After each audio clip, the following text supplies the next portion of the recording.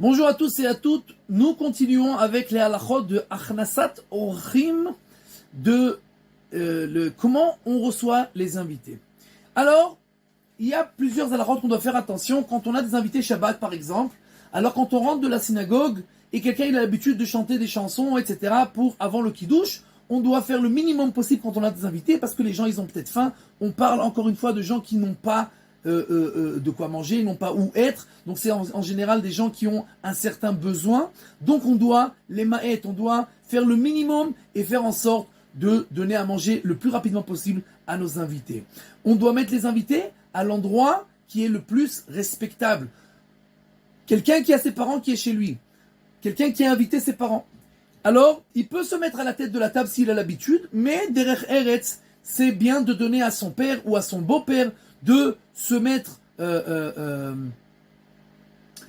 à la tête de table, même s'il sait qu'ils vont dire non, il faut proposer. D'accord ? Maintenant, quand on sert le repas, la femme, elle est censée respecter son mari plus que ses parents après qu'elle s'est mariée. Mais un mari qui est normal, alors il doit faire en sorte que ses parents soient respectés. Donc il dira à sa femme, même si sa femme va le servir en premier, donne à ton père d'abord.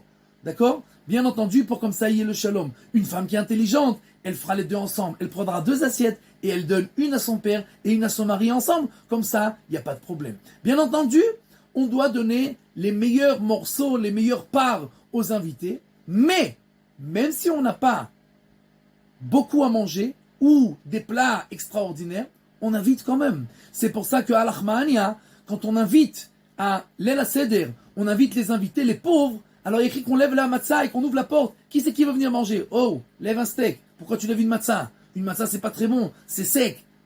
Même si tu n'as qu'une matzah à donner à manger, ouvre ta porte et invite. Ça, c'est très important de se rappeler ça. D'accord ? Et le balabait, c'est lui qui fait le motzi. Pourquoi ? Parce que s'il donne un invité, l'invité il va avoir honte, il va couper des petites parts, et alors ça va être mesquin. Mais si le balabait, c'est lui qui fait le motzi, alors il va couper des bonnes parts, à chacun il va donner, bien entendu aux invités en premier, et on doit faire en sorte de servir, nous, il faut être sfaradim, pour être marnissé au rim, d'accord ? Il ne faut pas dire servez-vous tout seul, parce que les gens ils peuvent avoir honte. Alors il faut être un peu marocain et un peu faire du forcing. Bien, donne-moi ton assiette, je te sers. Comme ça, même si la personne elle a honte, on le sert comme il faut, on lui donne à manger comme il en a besoin. Et bien entendu, très important, on ne regarde pas dans l'assiette des invités parce que ça peut leur donner une mauvaise sensation.